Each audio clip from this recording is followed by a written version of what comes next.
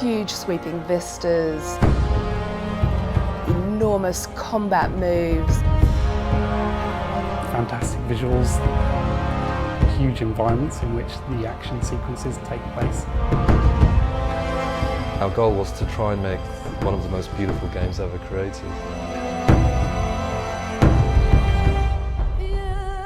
Me, like a lot of people, you know, you go and watch Star Wars, or you watch some big epic movie and you walk around the street pretending as a kid that you're in that movie.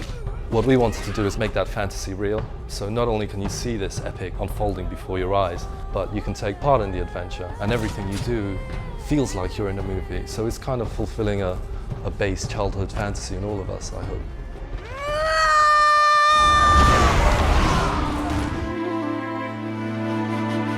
Heavenly Sword is the story of Noriko, our heroine. She is a very powerful, strong young woman wielding an enormous sword. She's fit. She's got wild red hair, this mane of red hair. Beautiful skin, big, gorgeous lips, dressed very scantily. She's the hero.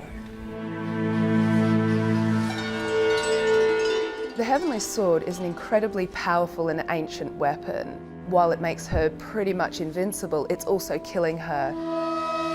She decides to use it because she's seeking revenge for all the death and devastation that evil King Bohan has wreaked upon her land. We've got a whole host of great characters in the game, from King Bohan, who's a maniacal despot, desperate to get his hands on the Heavenly Sword. Grant me power to send her back to the underworld. That was fun! Through to Kai, who's actually a friend of Noriko. And she's a secondary character. You actually get to play her in the game. She's got her own unique control system. The really cool sequences that we have in the middle of combat are called the super style moves.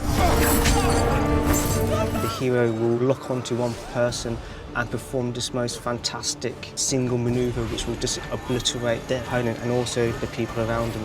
We look at lots of different styles of martial arts and see what we can take from them and just blend it all together to make some really amazing moves.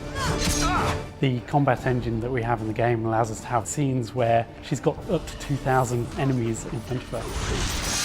With the new technology that we've got, there have really been no limits to what we've tried to achieve. This is a 5-year journey for us that's taken up to 100, 140 people, more if you include all the people working in New York, New Zealand and so forth. We've brought together an incredibly talented group of people from so many walks of life from all over the world. It's truly international development. I hope that people really enjoy the game, that they get really engrossed in it. It's big, it's dramatic, it's film-like. If you've ever wanted to be in a blockbuster movie, you probably won't get any closer to it than Heavenly Sword. We've always been really excited by kung fu films and really over-the-top action movies. That includes the whole genre, from Hong Kong movies to samurai movies to particularly wuxia movies. We even sat down every Friday just to watch some Asian kung fu flick.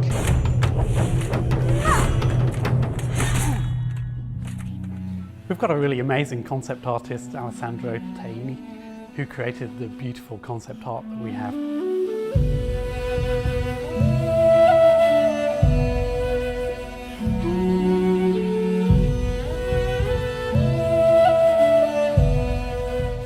The main task was to create a powerful, elegant girl, but still fragile, so like a human. We did have a few moments in time where we wondered whether we'd be able to create a really successful female heroine. So we started to create some male equivalents, but we just knew in our heart of hearts that the male character wasn't as strong as the female character, and so we went back. I remember at one E3 show when our game was announced, 3,000 games were on show, and ours was the only original game that had a female lead. In hindsight, it was quite a bold move, but at the time it was just a sensible choice.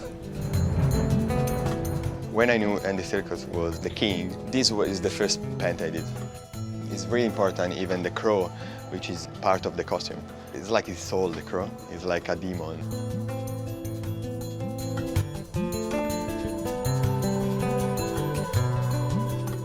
These are the first sketch for Kai, which is the other little girl. The most important thing about Kai is the animation. I wanted something look like a cat and moving like a cat. So this is Kai, the archer. Before we started any in-game animations, we did a little style test. In the PlayStation 3, we can use arcs and tangents, which is kind of just the way we animate. So we get smooth, organic movements. Before it would look, but now you kind of get deceleration and acceleration. So you get what we call squash and stretch, essentially, in the animation a little bit. When we first started developing Heavenly Sword, we knew it was going to be a next-gen console game. But at the time, there wasn't even any development kit to begin working on. We had no real idea what the technology would be. We had no dev kits or anything, so we had to do educated guesses. We took into account Moore's law, which states that every 18 months processing power doubles, and started developing technology on machines that weren't capable of running that technology, hoping that the next generation consoles would catch up with us. When I compare the footage that we get from PlayStation 3 to the frames of the video footage we had back then, the PlayStation footage just looks way better than we could actually create. We can certainly have greater draw distances, we can add far more polygons than we could. When you play the game, the opening shot of Chapter 2, you can see for miles and miles, and it's literally that far in the game. We've got more particles in there, we've got more storage space for textures and things like that, so we can have a greater fidelity of our artwork. When you look at Noriko or Kai, they've got really beautiful skin shaders on them, so the skin looks very, very realistic. And that ties in with the facial motion capture that we've been performing, so that we get really believable expressions on the faces. This allows us to just create a much more believable performance.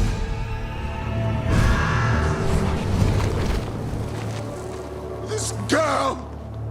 This beautiful girl stands in my way. We're working with Andy Serkis, who you may know as Gollum from Lord of the Rings or Kong from King Kong. He doesn't only play one of the characters in the game, King Bohan, he's also our dramatic director. The job of dramatic director it's quite wide-ranging. When you're casting, you have the conceptual artwork, so there's a pre-designed way that the character is going to finally manifest itself on screen. And yet you're trying to find the souls of these characters. Stop playing with her and kill the wretched girl! Oh, you poor little thing. Look! We cast a lot of theatrical actors because we knew that they had what the game needed, which was bold, interesting characters. Initially, I was a little bit confused because I don't understand much about the technology. You're very aware that you've got 60 cameras at all times picking up everything from every angle. I mean, there's no place to hide. And you think, well, so I'm a series of dots then. What they are doing is building up an entire virtual map of you and the emotional input and everything that you're giving them. And once you realise that, suddenly you think, well, this is a magic suit, because once I have this ridiculous outfit on, I can purely play and just have as much fun as I can possibly get out of it. Show me some action! The interesting thing about motion capture is how liberating it is for actors, because you can play anything. You're not restricted to your own physicality, your own face. You are allowed, using this medium, to go anywhere. Motion capture seems to really capture the essence of the movement, so much more than what a normal camera usually can. Technology nowadays does allow you to sculpt in the computer very similar to traditional sculpting. When you've seen the actors going through all these extremes of raising eyebrows and frowning, that kind of thing, we have to take that data and do versions of that ourselves. An angry face without these kind of wrinkle marks here on the nose and everything just isn't an angry face. It's only really with the PlayStation 3 development to allow us to have so many shapes to represent the skin, how it slides, how it wrinkles and creases. Stuart takes photos of us and photos of the animation of the character and superimposes them, and then takes what he wants of us and what he wants of the character, which works really nicely with like skin tone and things like that, so that then there's kind of an essence of you. What is your purpose, Noriko, exactly? To die valiantly? To shed blood for a worthless cause, perhaps? well, whatever it is, it's over.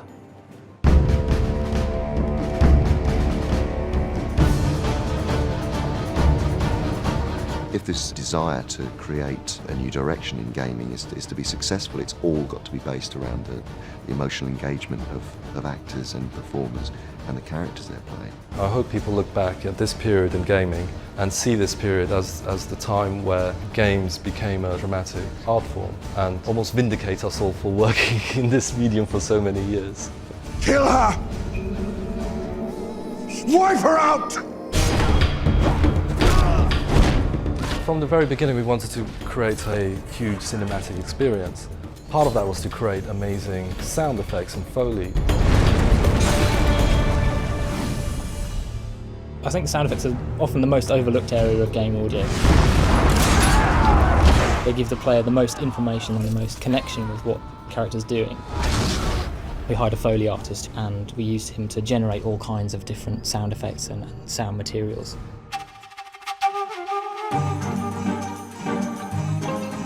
There's a little bit of everything here, meaning junkyardish.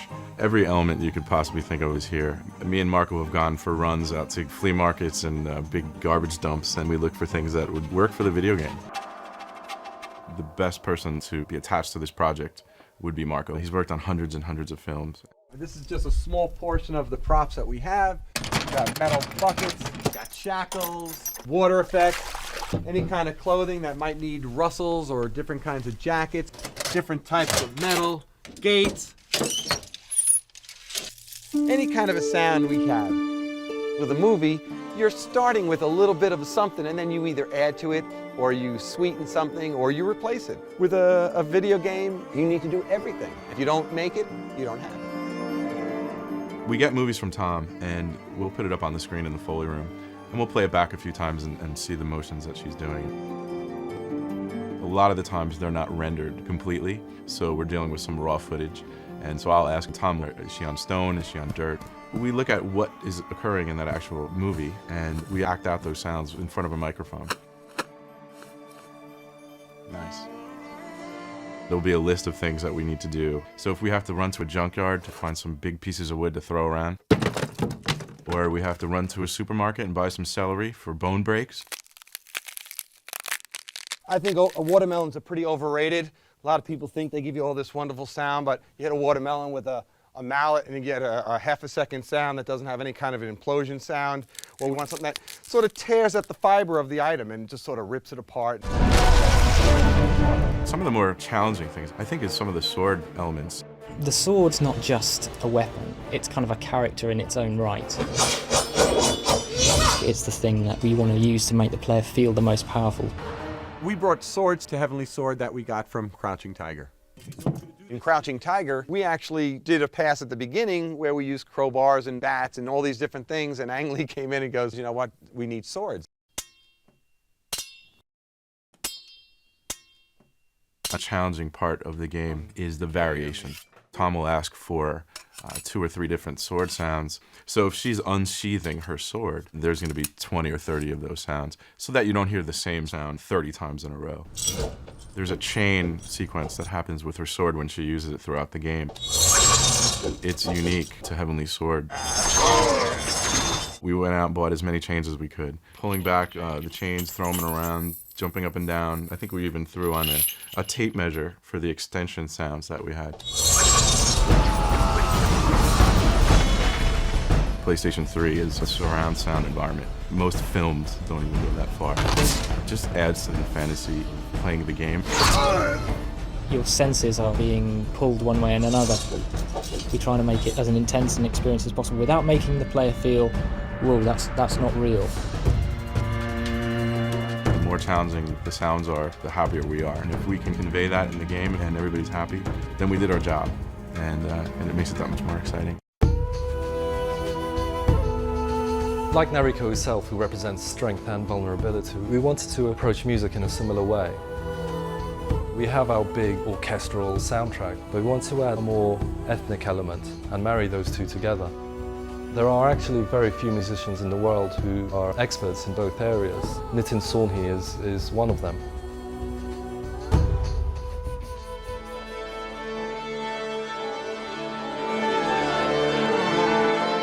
What we're trying to do is get together all of the music that I've programmed, but get it together in an orchestral way with the Prague Philharmonic. The most important thing with each of these pieces is to follow the feeling and the mood of what's coming out.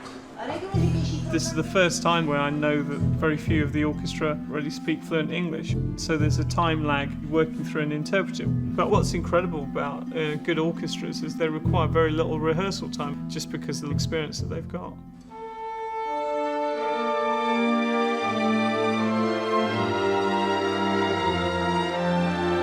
I don't think I would ever conduct my own material. I don't think I would deal with that pressure very well. Stephen deals with pressure very well, and he's been somebody that I've worked with more and more closely over the years. I think he's invaluable.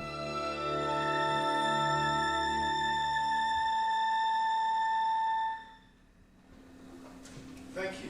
Very good. I was approached originally with both images and script, and I also went up to Cambridge and spent some time at Ninja Theory, just watching some of the animators, getting a sense of their creative process. The images and the characters are so self-evident that it's very easy to write music for them. There's an evil king. There's a real sense of foreboding and darkness with his theme. There's a character called Kai who comes from a tragic background. Her mother was murdered before her when she was very young. And there's also the main heroine, Noriko. There's a sense of pathos with a lot of the scenes that she's in. In combat situations, the music tends to be quite epic and has a lot of power to it. There's parts which involve Indian classical music. Sometimes Western classical orchestras are not so used to music that's completely rhythmically based. You have to really get into thinking beyond what is just written. Okay, this rhythm is from an Indian classical time cycle. So it's it's just a continuous rolling flavour.